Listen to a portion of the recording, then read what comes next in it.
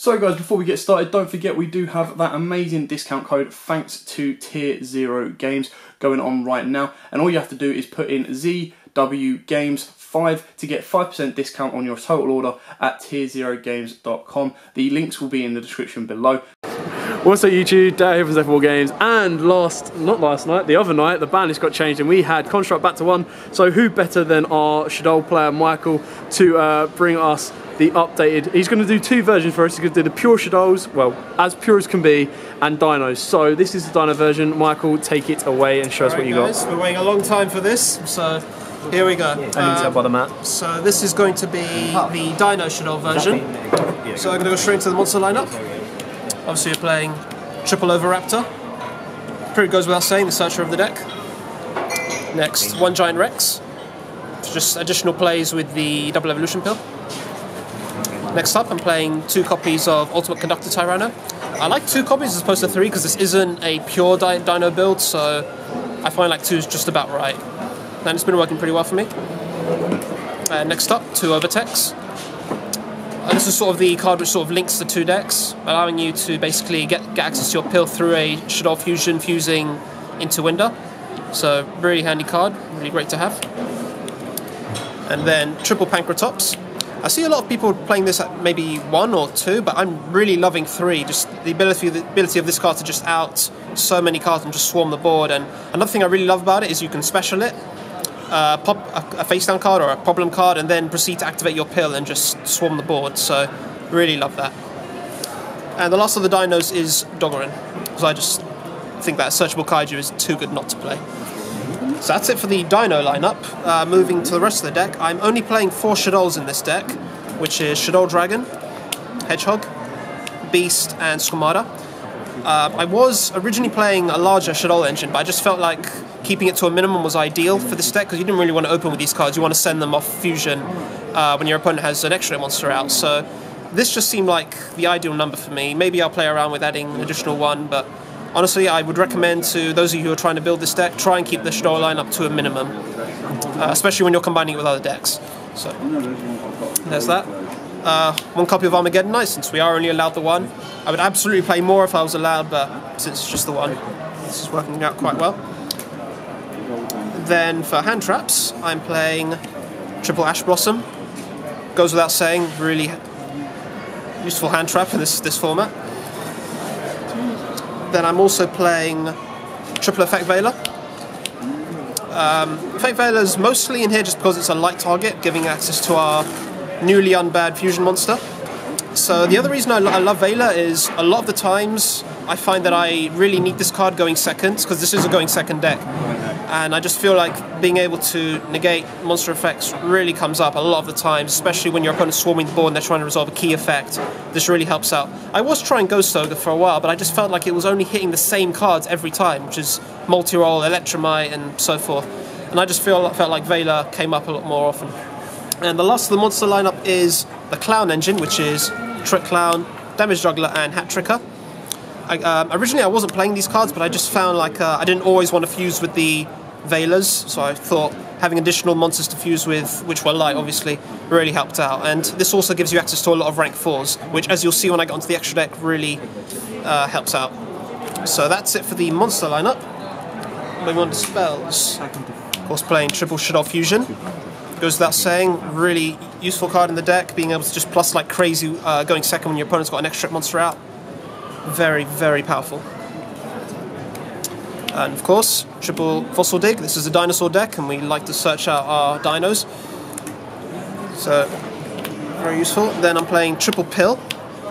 I feel like triple Pill is very, very crucial right now, because you may not always be able to search this out, especially if you're against something like Thunder Dragons, if they set up their Colossus, and being able to just activate this, get out Conductor, and just out their board is very, very powerful. So I felt like 3 was absolutely necessary for this deck. Then I'm playing triple Call by the Grave. It's a horrible feeling when Ash Blossom gets used on your double evolution pull or your Shadow Fusion, so that's why I opted to play 3 of this card, and I just feel like it's becoming more and more relevant as the format progresses. So 3 just went without saying. Then I'm playing 2 copies of Twin Twister. As you saw, because of the clowns, I'm playing these cards which are very useful when discarded, things like Damage Juggler and Trick Clown, so I felt like this was very handy to have in the deck. For those of you who don't know, you don't get your Shaddolls Shaddolls effects when you're discarding them off of Twin Twisters, because it is a cost to discard the card. But regardless, it does help set you up, and it's very good for loading up your grave with monsters for Double Evolution Pill. So it's very good, and of course clearing threats. Then on to the one-ofs, Foolish Burial, Monster Reborn, and Super Polymerization. I think these are pretty self-explanatory, so I won't go too much detail on those. Go with the Super Poly, Okay, so with Super Poly, since this is a Shadoll, technically is a Shadoll deck, you are playing a lot of the fusions, and this allows you to fuse a lot of the monsters the opponent's controlling, and that's obviously very useful because this is Super Poly, and due to its wording, your opponent can't respond to this card, so very powerful. And another reason I'm playing this is to out the Thunder Dragon board. As you'll see from the extra deck, I'm playing a monster which I can go into using Super Poly, which means they not only lose their fusions, but I get a powerful monster in return, at the cost of just discarding one card, so very powerful. Sweet. Alright then, so going on to the extra deck. The most important part. This is so important because we waited so long. At long last, people, she's back. And it's the whole team. Oh my god. So the one now Shadoll construct, very powerful, adds a whole new level of consistency to the Shadoll engine. And as you saw, very easy to access with the clowns, the Trick Clown and the Damage Juggler, and of course the Effect Veilers, and if absolutely necessary, the Ultimate Conductor Tyranno. It's a very powerful card. And then to combo with that, we're also playing double Winder. I felt like 2 was just about right. Its ability to lock down special summons is very powerful, especially against a lot of the current decks, and just very handy to have. And obviously having this and Ultimate Conductor Tyranno out at the same time is very powerful. It's a very great lot. A lot of people struggle to get past that. A lot of times if you have both of those out and maybe a Call by the Grave set, you're in a brilliant position. One check Onaga. I am playing Giant Rex, so I can go into it with that, and of course the Pancratops. And it's also with Super Poly, just quicker access to that. And the last of the Shadoll fusions was El Shadoll Grista. Since I am playing Ash Blossom. As you might have just noticed, I'm not playing Miscellaneous Saurus, whatever his name is. I just felt that that card wasn't too necessary since I'm not playing Ayla, I'm not playing the Dratune, I'm not playing the Baby Ceratosaurus, so I felt like it wasn't that necessary, and the space was quite tight in the deck, so that was my reasoning behind it. But even so, I am playing Doggorin in the main deck, and very good card to have out. I'm assuming, just quickly, when we get the new hand trap, because it's water, we'd go with Anantelis. Yeah, absolutely. I do absolutely want to start playing an Oyotilis, especially given the relevance of Necros in the new format, which I have a feeling is going to be quite big. So I am trying to work on fitting that in the extra deck, but I haven't found it a moment as of yet, but just in case, that is something I'm considering. As I mentioned earlier, due to the Super Poly, this is the monster I'm playing that would combo with it. Starving Venom basically would make this with 2 dark monsters on the field, and all of the Colossus monsters are, Thunder and Colossus are dark, so just go into this. If they've got a third one out, he'll absorb the attack points of the third one and just run over it. Very powerful, and his board wiping effect is very handy should they be able to out it. So that's it for the fusions. The XYZs, playing Lagia. Of course. And of course his brother, Dolka. Very powerful cards, basically Solemn Judgment on legs and double monster effect negation, very powerful. And it's quite easy to make, especially if you've got access to Overraptor and Rex through Pill, so very good. Then one Abyss Dweller.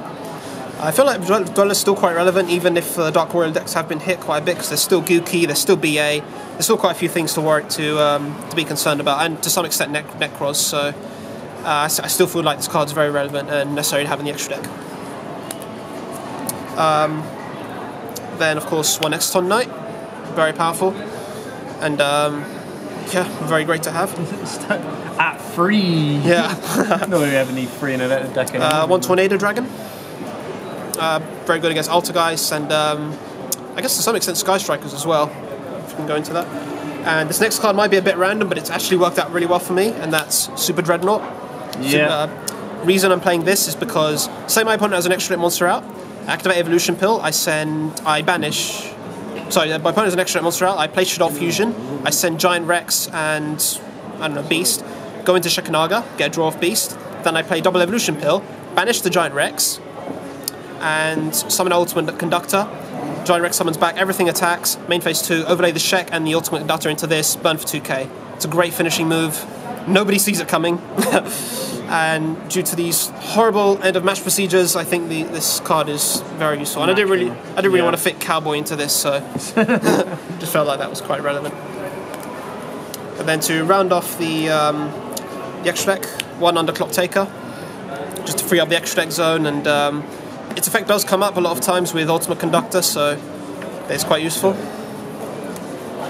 1 Nightmare Phoenix, again just more back row hate, and being able to clear the way for some game-ending attacks, and 1 Borrow Load. Quite straightforward and simple. I was going to be Borrow Sword, but right now it's sitting at 100 I didn't really. I was playing Borrow Sword in here, but I just didn't see the need for it. I mean, Conductor pretty much takes care of things all on its own, and Borrow Load's just there to out the other, out the other Borrow Load. So. Borrow Load. Yeah, so best play ever. That was pretty much it. So that's the deck profile, guys. Excellent. So as you can see, it's nice to have Construct back. It doesn't change the deck massively, but it does give us a great inclusion of Construct. Let's see how it does in this upcoming format, and if it actually does change the meta like it did before. Still a very, very powerful card, very, very beautiful card, and it's nice to have her back. So thanks for watching. Don't forget to like, comment, subscribe, share, and Michael will be bringing you as pure as can possibly be version very, very shortly. So as always, guys, happy dueling. What's up, YouTube? Dad here from Zephyr Wargames. Thanks for watching that video. If you liked it, please hit that big thumbs up button in the bottom corner as well. And don't forget to hit the big red subscribe button so you don't miss out on anything. Make sure you click that notification bell as well so you know every time one of our new videos goes up. Throughout the whole year of 2019, we're going to have more deck profiles, duels, and of course pack openings for you guys to watch and enjoy the entire year round. So stay tuned for more, and as always guys, happy dueling.